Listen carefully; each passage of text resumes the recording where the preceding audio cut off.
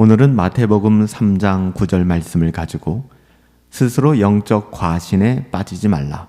스스로 영적 과신, 그러니까 교만이죠. 스스로 영적 과신, 영적 교만에 빠지지 말라라는 제목으로 하나님의 말씀을 함께 상고합니다. 마태복음 3장 9절 말씀이에요. 속으로 아브라함이 우리 조상이라고 생각하지 말라.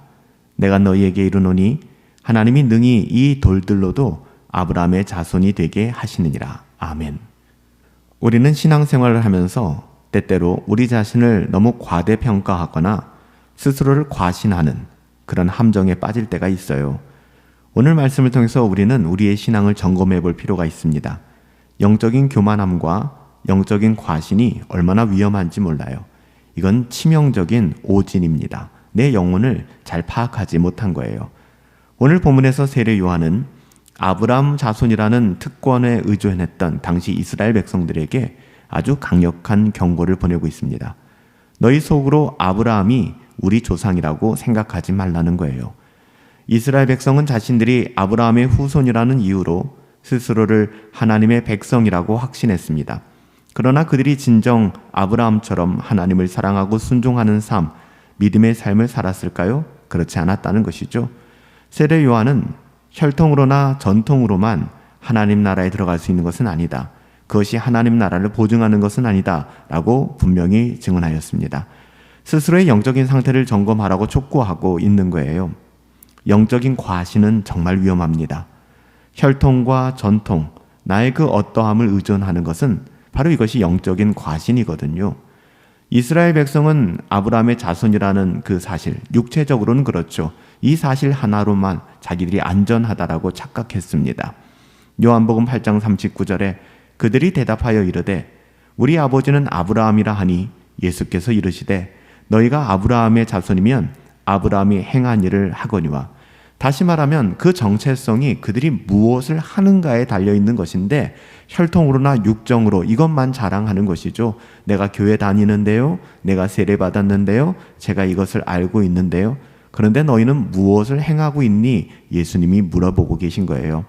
그들이 아브라함처럼 하나님께 순종하고 믿음을 행하지 않았음에도 불구하고 자기 자신이 교만하여져서 하나님의 백성이다 이렇게 찰떡같이 믿고 있는 것이죠.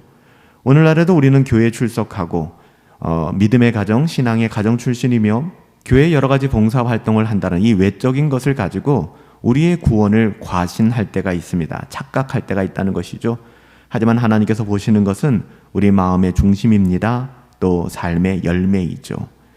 은혜를 남용하며 죄와 타협하는 영적 과신은 굉장히 위험한 거예요. 나는 이미 구원받았으니 조금 죄를 지어도 하나님 눈 감아 주시겠지 이런 생각이요.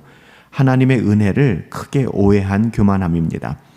로마서 6장 1절부터 2절에 보면 그런즉 우리가 무슨 말을 하리요? 은혜를 더하게 하려고 죄에 거하겠느냐? 어때요? 그럴 수 없느니라. 은혜는요, 죄를 용서하기 위해 주어진 것이지 죄를 정당화하기 위한 방패가 아닙니다. 그렇기 때문에 우리는 날마다 스스로 우리 자신을 돌아볼 필요가 있어요. 겸손히 우리의 영적인 상태를 점검해 보아야 하는 것이죠.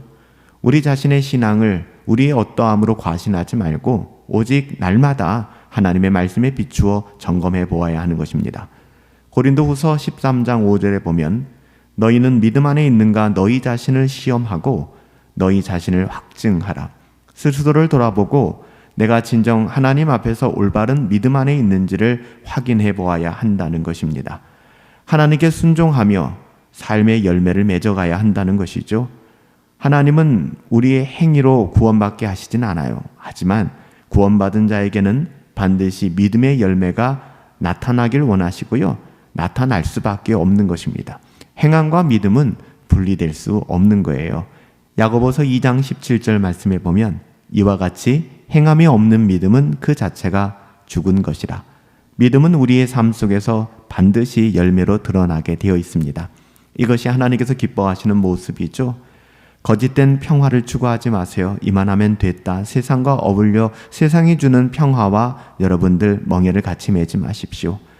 거짓된 평화는 죄를 향해 마음을 열게 하지만 하나님이 주신 참된 평화는 오직 은혜와 진리를 향하여 우리의 마음을 고정하게 합니다.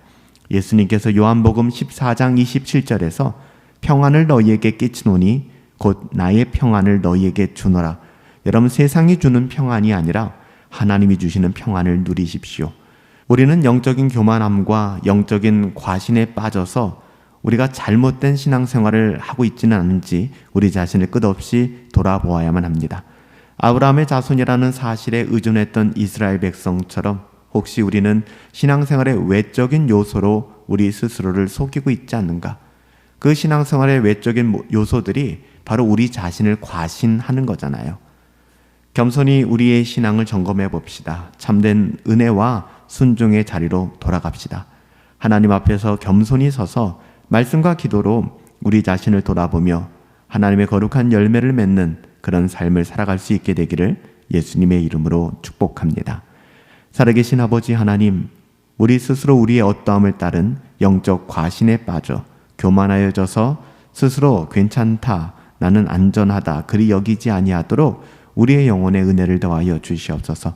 이스라엘 백성이 착각했던 것처럼 신앙의 외적인 요소가 우리의 구원의 근거가 되는 것처럼 착각하지 않게 하여 주시옵시고 날마다 겸손하게 하나님의 은혜를 구하며 살아갈 수 있도록 우리의 영혼을 주장하여 주시옵소서.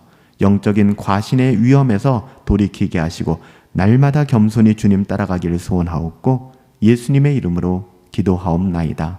아멘. 스스로의 영적 과신에 빠져 살아가지 맙시다. 비참한 겁니다. 하나님의 은혜 바라보며 살아갈 수 있게 되기를 예수님의 이름으로 축복합니다.